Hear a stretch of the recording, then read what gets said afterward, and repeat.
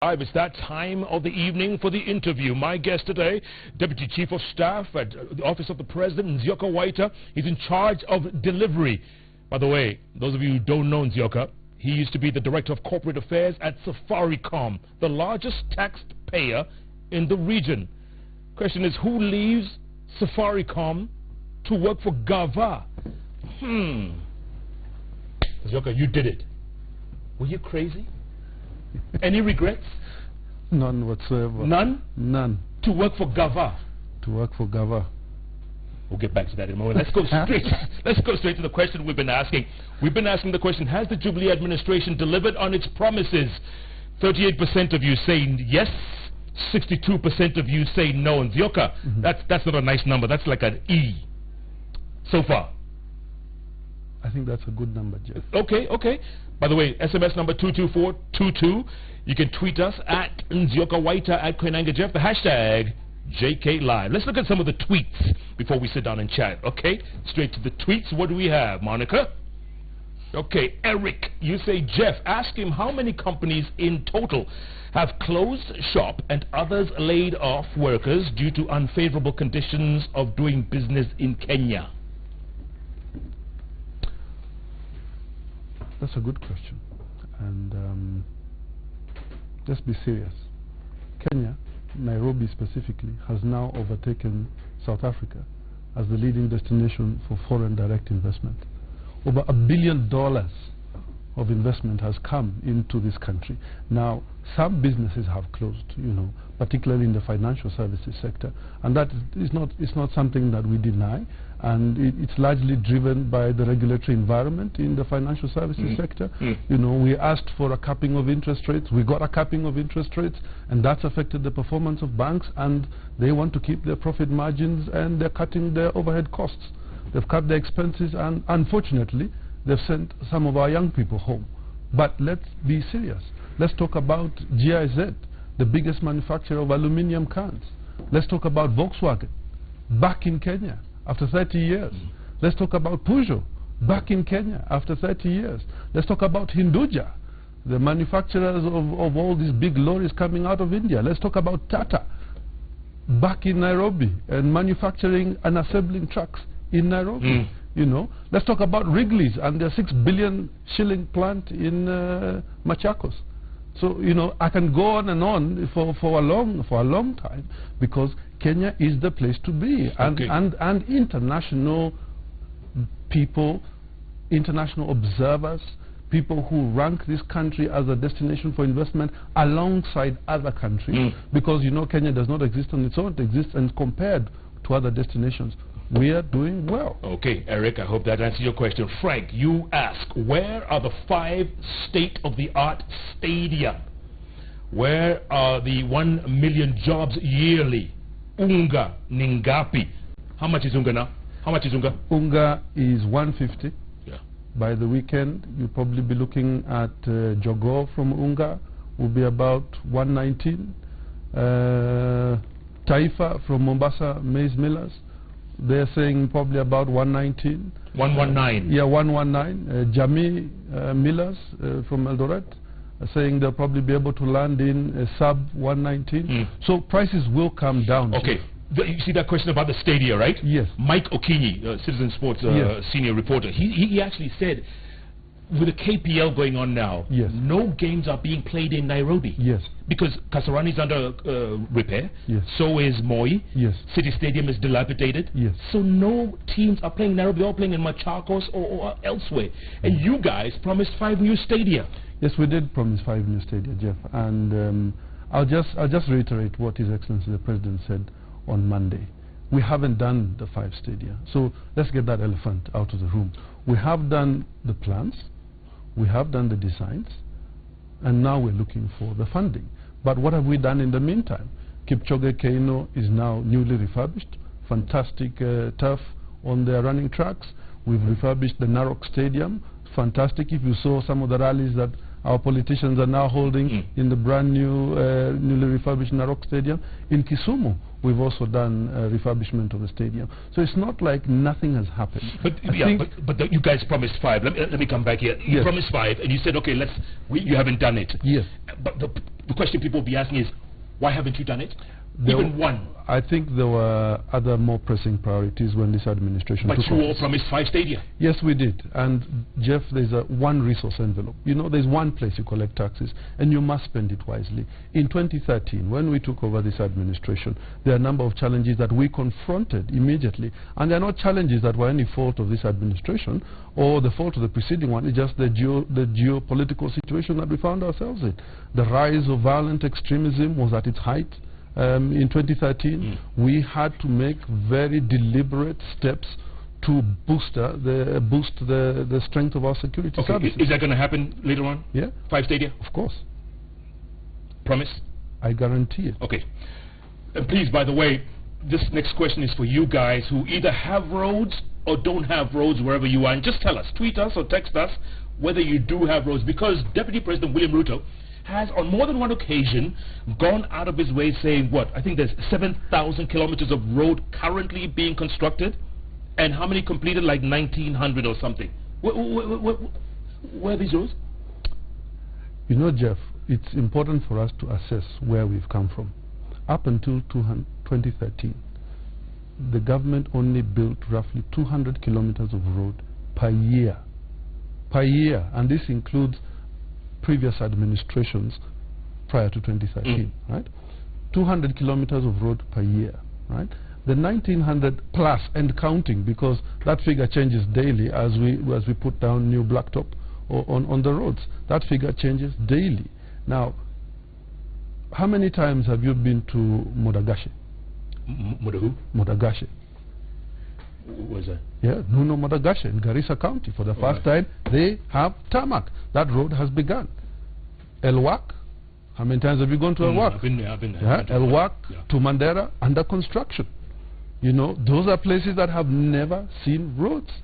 Today, if you go from Mariakani to Kilifi, close to 70% of that road is now done through Bamba. I took it. Right? I took it. That is tarmac on the ground. I'll count you a very nice 100-kilometer stretch from Voi to Mwatate. Right? That's a couple of clicks. From Mwatate to Voi, from Mwatate to Taveta, that's another 84 clicks. You know, that's a road that has been promised by 4 administrations. 4 administrations. The most important strategically economic border point that this country has.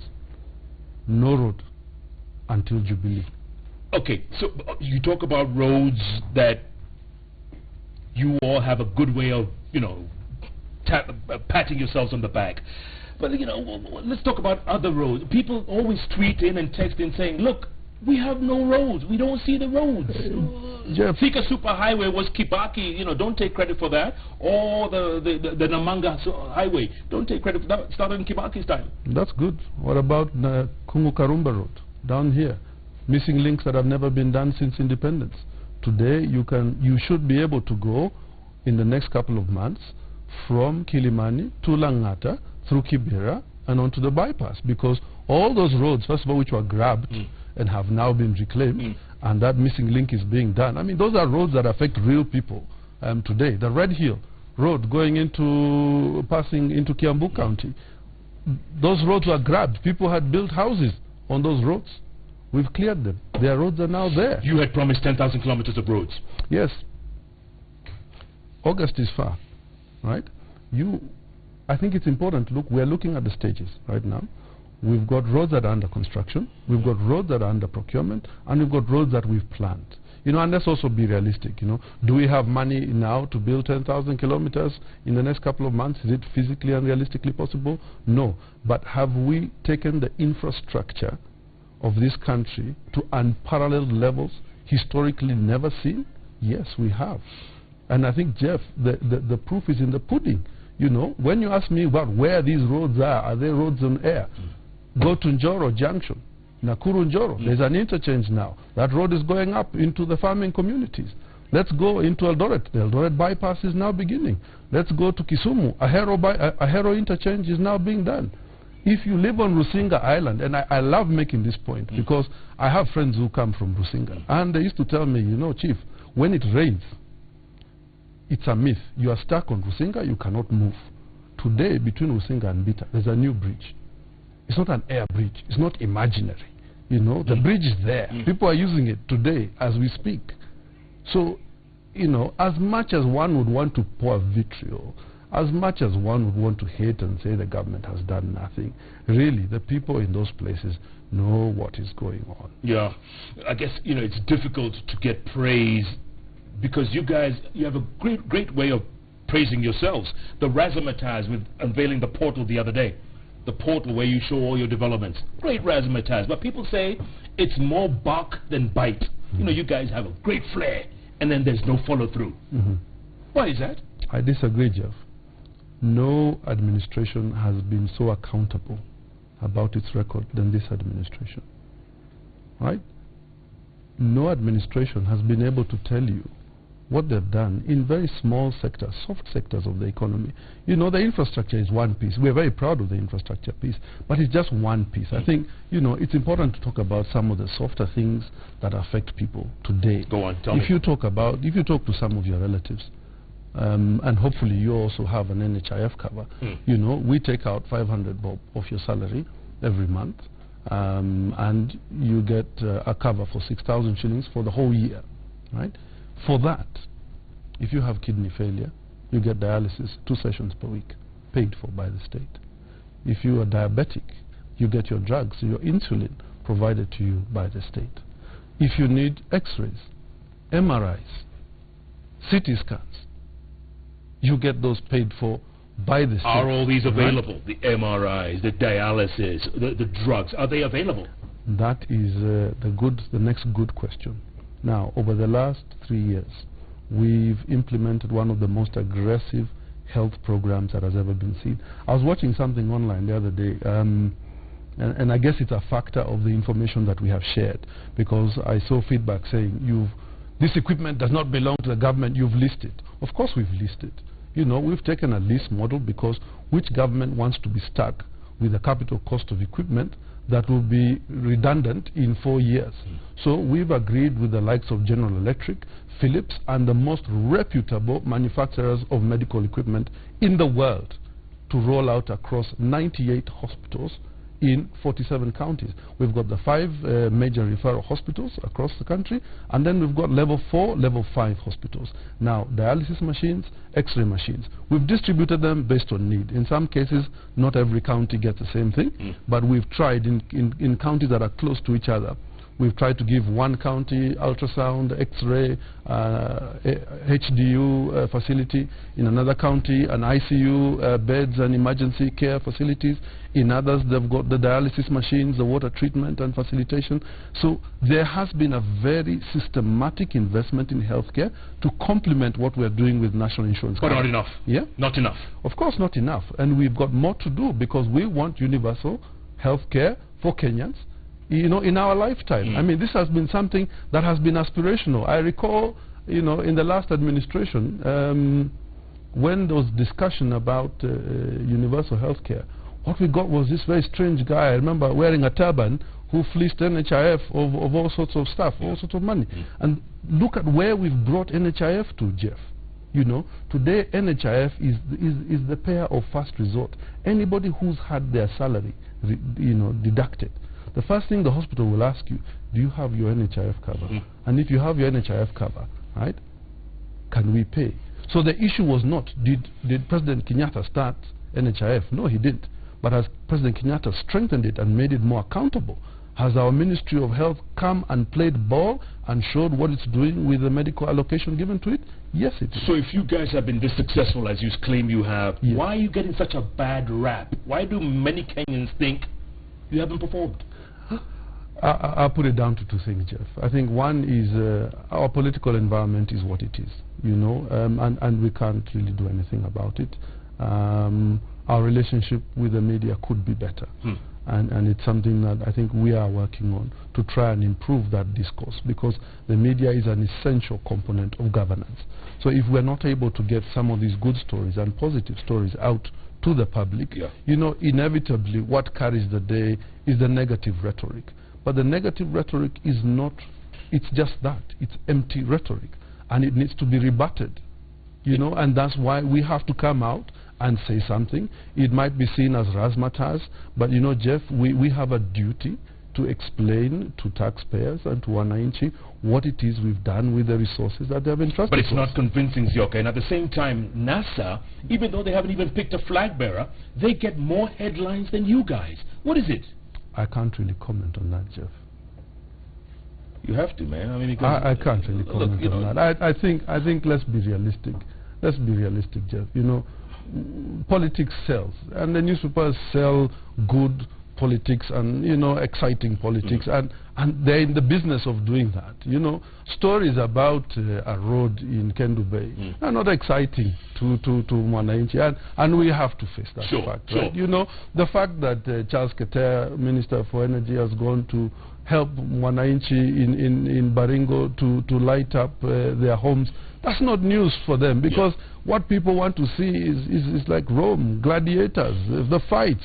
You know, that's the exciting stuff. Okay, speaking of lighting up, you all promised 100% electricity. Yes. You promised. Yes. It hasn't happened. 100% by 2022.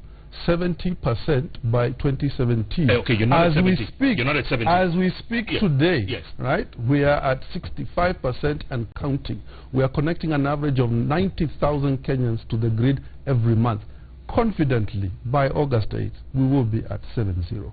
70%? Yes. And 100% by 2022? Yes. Everyone in the country? Yes. Every household will have access. Whether they want it, whether they can pay for it, is a different story. You see, Jeff, this is a sequential thing, right? And the energy story needs to be put in context. Let's step away from the politics, right? We have a problem with generation. We had a problem with generation because this country relied on the rain for its light, right? That shift has been made. But that shift is investment heavy. Moving to geothermal, moving to wind, and moving to solar costs money. So it costs government money and it costs private sector money, right? Now, to make the case for private sector investment, they need to see two things. One, they need to see a transmission network, which is why you can see Ketraco crisscrossing the country and wires and way leaves going all over the place, you know, because that distribution, that power needs to be taken to the people. Then we need the last mile. You need to create that environment where people can consume that electricity. Now that process is what has taken us 3 years to get to this point. You know, extending the transmission grid, improving the power generation, being the sixth country in the world with green energy, with the highest level of green energy contribution to the grid. It's not a small thing.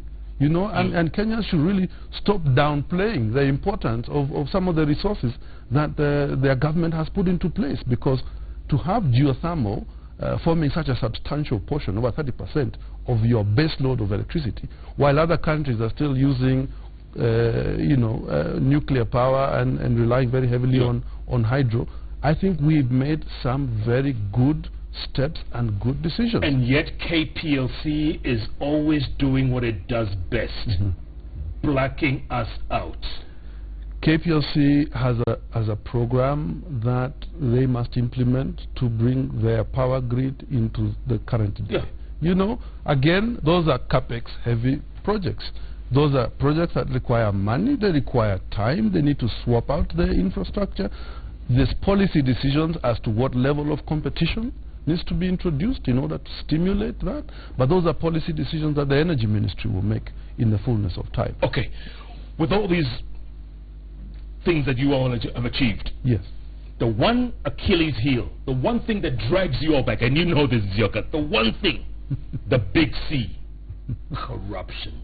Corruption, corruption. And you're at OP. Even the president said at OP, it's raided with corruption. It's ridden. So it's endemic almost. Jeff, let's be circumspect. How many years has this country been independent? 53. Count the number of times cabinet secretaries have been charged, fired from the cabinet. Let's just count from 1963. Let's count the number of times cabinet secretaries have been dropped from the cabinet. investigation kicked off, right? But still earning a salary. They're not earning a salary. They're earning a salary. That is nonsense. Come on. That is utter and pure nonsense. With guards, bodyguards, and drivers, and using... Jeff, you know, again, let's move away from the realm of conjecture. You know, let's be in the real world. Anyone who is not in government is not paid by government. You know, cabinet secretaries have left. If they've made their own private security arrangements, that is entirely up to them. It's their right as Kenyans to protect themselves. So if we see former cabinet secretaries with AP security or... You can hire an AP, Jeff. Even you can hire an AP. Okay. You have APs at your gate here. So what are you saying? You can hire APs. If somebody's hired an AP, it's not an indication that the government is paying. So they were suspended? Yeah. But they never made it to court. They never got to court. Now, this is the most essential part of this conversation. In 2010, we queued from 5 a.m. to vote in a new constitution. And thank be to God, we got a new constitution. Now, that new constitution creates a very simple philosophy of the separation of powers and the creation of independent institutional offices. Who is responsible today for investigations and prosecutions? You have agencies that are tasked with that work. You have one person with a kill switch for prosecution. One person, and you know where he is, right? And he's responsible. He holds the ticket, but he also has to meet, he must see that this meets his constitutional threshold for him to pull the kill switch, right? If the DPP sends you to court and says it's going to charge you, then that issue moves out of that arm of government into the judiciary. 380 cases and counting of corruption cases before the judiciary today that are waiting adjudication. So is the problem the DPP? Is it that section? The problem we have, Jeff, is that we must appreciate that the fight against corruption must be sustainable, it must be systematic, it must be anchored in the rule of law. So we should not be baying for the weakening of institutions in order to engage in a witch hunt. Right? It doesn't matter who comes into administration at any point. But Zioka, they must respect the Constitution. Zioka, this gives people more incentives to steal because they feel they can get away with it. You know, the case will drag on for years. They'll be in and out of court for years. They'll get to spend their money. Let's be sincere about this, Jeff. Okay, let's take your scenario. Let's take your scenario and ask yourself, this is the court case. You know, we have a very strong Chief Justice. We have a very strong Supreme Court. We have a very strong judiciary. You know, these are people, some of whom are my peers, who are now judges in the High Court. You know, probably I'm too young to be in the Supreme Court or in the appellate court. But these are people with good minds, right? These are people who are conscientious. But the processes need to be improved systematically. You know, there needs to be a chill-out moment, because if you tell us, Jeff, today, Mr. President, go and pick these people, take them to Nyayo Stadium and shoot them, right?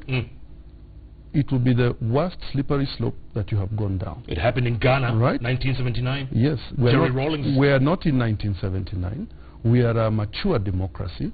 We are the leader in terms of open, free, and transparent political participation on the continent. You know, we do not engage in that sort of behavior, and as a people, you know, we must appreciate that even if we need to deal with this monster of corruption, I think this administration is on the right track. If you look at what the National Assembly has passed in terms of laws dealing with corruption-related matters, right? Streamlining money laundering and the proceeds of crime, right?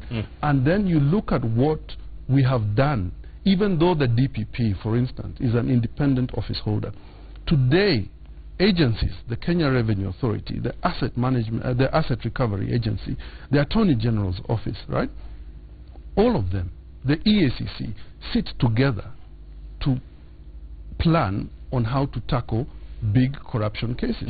So 3 billion shillings later in recovered funds, in preserved accounts, you know, and I dare you, you know, again, let's go back to 1963 and show me a government that has recovered that sort of money, Yeah, but that kind I'll be very happy. That kind of money was lost at NYS alone, almost 3 billion.